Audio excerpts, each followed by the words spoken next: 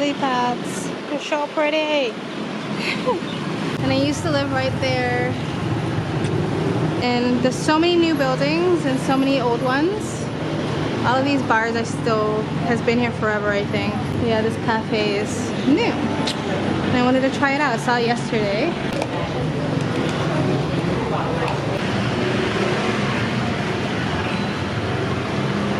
It's pretty good. It tastes really strong. And I like strong.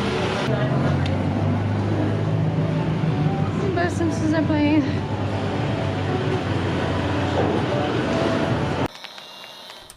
So I've officially is my going on my third full day here and back in Chiang Mai. If you followed me for a long time, you know this was my first, this was my love, this was my baby. I lived in Chiang Mai for 4 years in and out, of course, because you had to leave every 90 days. And being back for the first time feels kind of weird. So there's a long line of local people lining up for the street food. My rule is go where the locals are, so I'm gonna get in line and get some food to go. I don't know what I'm gonna get yet, but I'm gonna get something. Got 100% pineapple juice.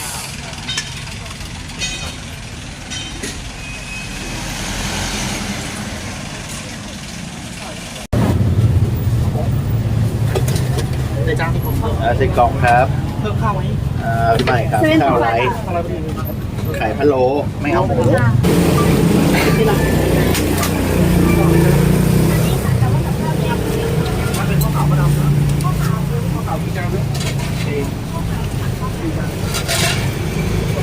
Thank you,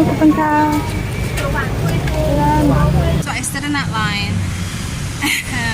I didn't know what they had. Most of the dishes they had were either like a soupy curry that you get with rice, and I don't really eat rice. They had black rice. I was tempted to try the black rice, but I don't want something that heavy in the morning. And then everything else, they kind of had pork in it, and I don't eat pork. So I ended up just getting 2 pieces of fried chicken.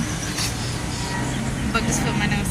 The one thing I remember about Thailand is that they make good ass fried chicken, like black people. So I saw a big piece of fried chicken and I decided to get it. I literally think that bug flew up to my brain. But anywho, as long as it doesn't lay eggs. So yeah, there's another chicken place here I want to try too, but I might try it after I get coffee. Still searching for coffee. Yeah, what I was saying earlier was, I don't know. I traveled pretty much solo for the first 3 or 4 years. And then when I went to India, I kind of found myself in this really nice community. And this community circulates, so it's not just in India, mostly in India, but like Sri Lanka and Nepal. And there's some people here in Thailand too. I've already heard there's a rainbow gathering type of festival going on near Pai. But I got so used to that, how easy it was to have that connection with people. That was my favorite part about India, that I kind of miss it now. I'm good at being alone, I'm good at being by myself, but it's easier to be by yourself when you know all you have to do is go out your door and you have a community. And I found in cities it's a lot more difficult to build that. It's not impossible, you can do it. It just takes a lot more work, a lot more time, a lot more effort. But yeah, I just miss like people making eye contact with you and saying hi and stuff like that. I just feel like in cities people are like literally like will bend over backwards not to make eye contact with you. It's weird. We're all human beings.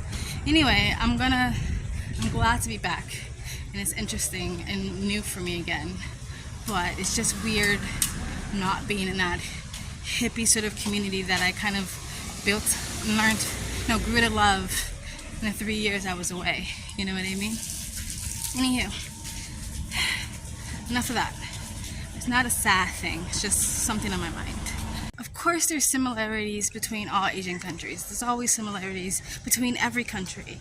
But there's a bit of a different vibe or a bit of a different energy when it comes to like the Sri Lanka, India, Nepal, South Asia area, and like in Thailand, Vietnam, Laos, this area. There's a different vibe and a different energy, nor good or bad, but it's like trying to get readjusted to this energy, I think I'm gonna miss sort of the really casual, community homey, more rough edge feel of Nepal, Sri Lanka, and India.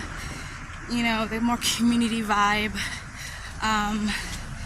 And yeah, it feels a little bit weird, but I feel like it always feels that way when you're making a big adjustment to your travels.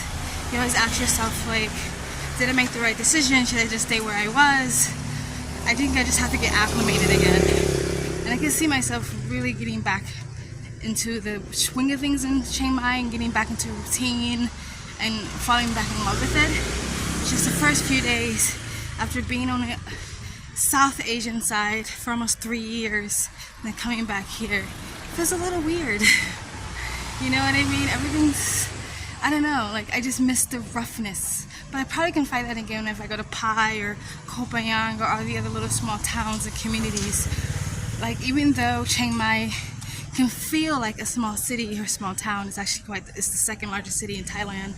It almost feels too big to me now because I've just stayed out of cities for so long. 5 seconds. 5 seconds? 1 second. 1 second? It's already been 1 second.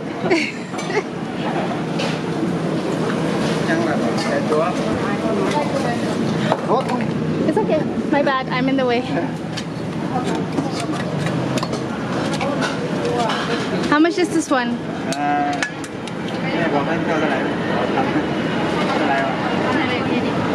180. 180 baht. Okay. I just want the small one today. That looks so good. And it's a lot of local people in here.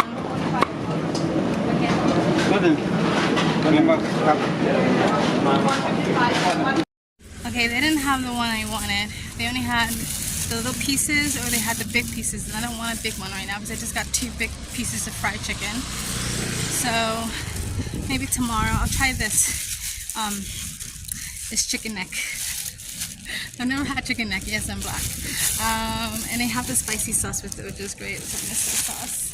So I'm gonna have a little bit right now while I'm looking for this cafe, but it's full of local people. And I see locals, I go, oh, must be good, and it must be priced right.